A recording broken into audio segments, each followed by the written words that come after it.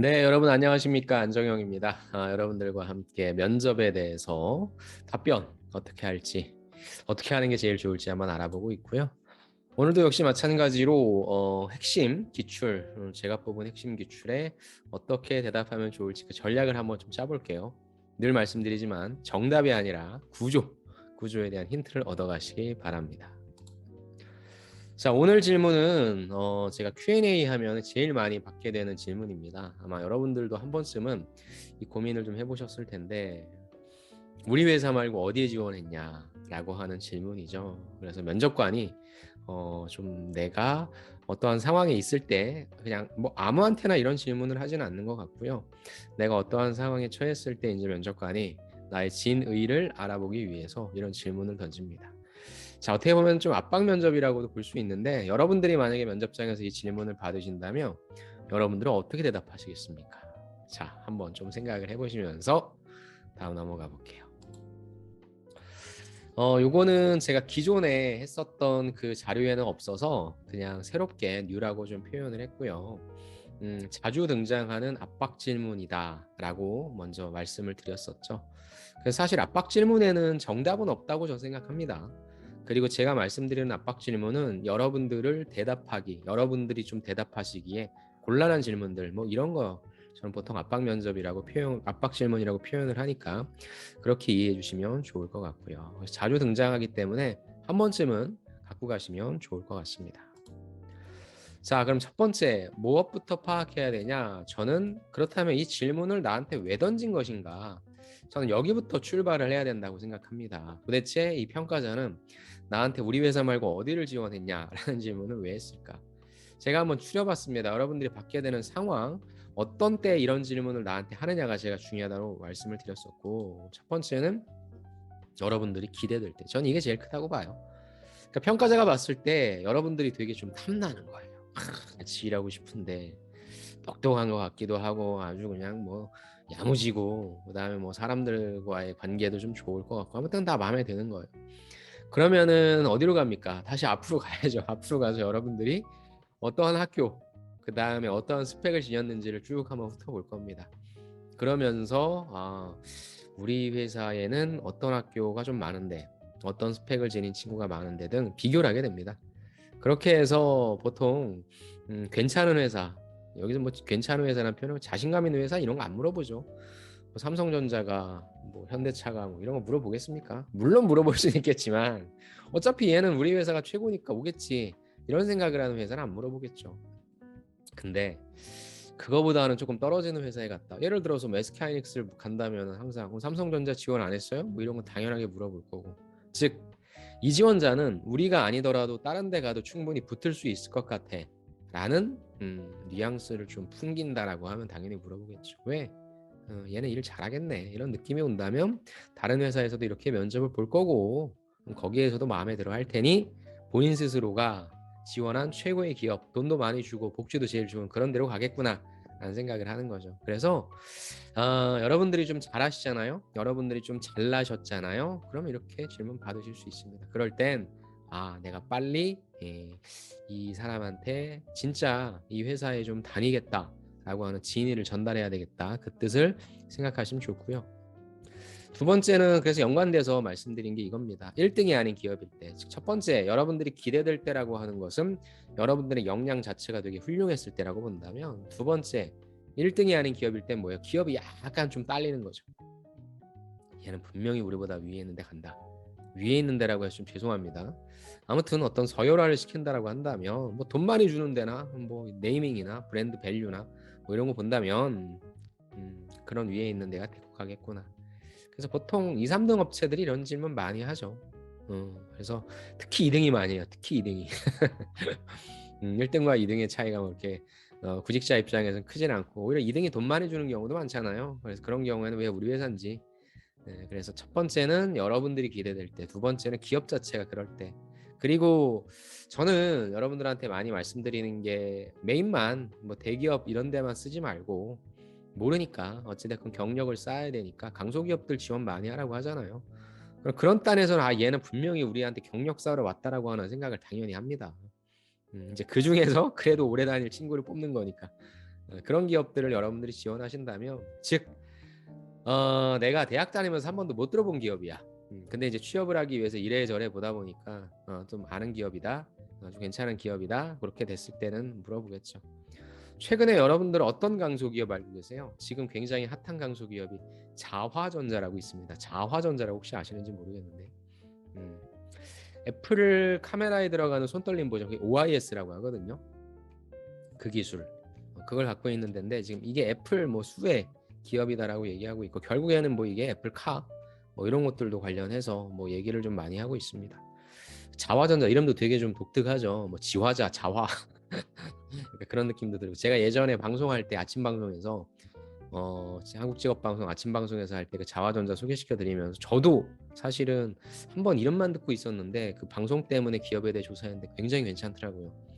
그런데 지금 그 시점으로 한 달 반 정도 지났는데 역시나 지금 굉장히 큰 밸류를 지금 뭐 부여받고 있죠. 아무튼 내가 자화전자를 가. 그게 아마 구민가 이런 쪽에 있을 거예요, 아마. 그래서 대구 경북 쪽이다라고 하면, 내가 그럼 굳이 대구 경북 쪽에 있는 회사를 간다라고 하면 궁금하잖아요. 물론 우리 회사는 조금씩 성장하고 있는 회사지만, 얘는 분명히 여기 있다가 뭐 LG 이노텍이 됐건 어디로 도망갈 것 같은데라는 생각을 할 테니까. 그래서 그런 기업들을 쓰신다 하면 꼭 이 질문도 준비해 주시고요. 세 번째는 그냥 그냥 물어보는 거예요. 그냥 뭐 시간도 남았고, 근데 우리 회사 왜 지원했어요? 딴 데 지원 안 했어요? 그냥 물어볼 수 있습니다. 그래서 뭐 어찌됐건 나올 수 있고 여러분들이 가장 고민하는 거라 제가 좀 뽑아왔습니다. 좀 어이없죠, 그냥 물어본다라고 하는 게. 자, 그래서 답변 전략을 좀 갖고 왔는데요. 답변 전략은 제가 패러다임의 전환이라고, 이것도 제가 쓰는 용어인데, 평가자는 분명히 여러분들이 뭐 당연히 어디 지원했다라고 하는 얘기는 해야 되잖아요. 뭐 내가 이 회사만 자화전자만 지원했다라고 하는 것은 진짜 말도 안 되죠. 믿지도 않을 거고 웃을 거예요. 오히려 웃기지 마라, 너 우리 회사 언제부터 알았다고 우리 회사만 지원하냐.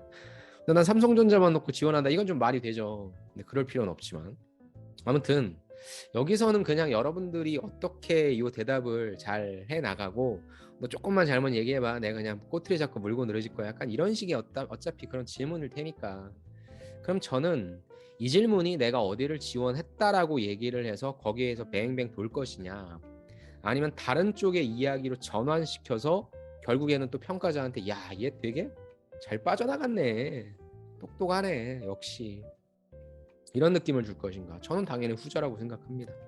그렇다고 한다면 패러다임을 좀 전환시켜주자. 어떤 패러다임의 전환이냐, 바로 딱 들었을 때 평가자가 와, 야, 보통이 아닌데 이렇게도 얘기를 만들어낼 수 있구나, 이렇게 만들어주자는 거예요. 그대로 한번 해보세요. 어떻게 하는 거냐, 바로 기업 분석을 집어넣자는 거죠. 면접장까지 왔을 때 여러분들이 많이 다듬는 게 여러분들의 경험이잖아요. 근데 제 영상을 천천히 보신 분, 제 강의를 들어보신 분들은 아시겠지만, 저는 면접장에선 여러분들이 얘기 못지않게 중요한 게 뭐라 그랬어요? 회사 얘기예요. 그래서 제가 앞단에 계속 지원 동기, 우리 회사에 대해 아는 대로 얘기해봐, 이런 것들을 자꾸 넣는 거예요. 그러면 그런 것들을 만들었을 때 우리 회사에 대해 아는 대로 얘기해봐라는 질문이 안 나오면 그걸 버릴 거예요. 그거 못하나 외웠어요. 이런 데 집어넣어야지. 야, 내가 진짜 자화전자에 대해서 사업 분석도 하고 뭐 공시 자료도 보고, 그다음 경쟁사 대비 어떤 특장점을 갖고 있고, 강소기업들은 기술로 먹고 살거든요. 그럼 어떤 기술들이 있는지 막 달달달달 다 외웠어.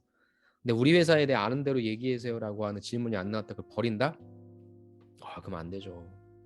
요 내용을 여기다 넣어주자는 거예요.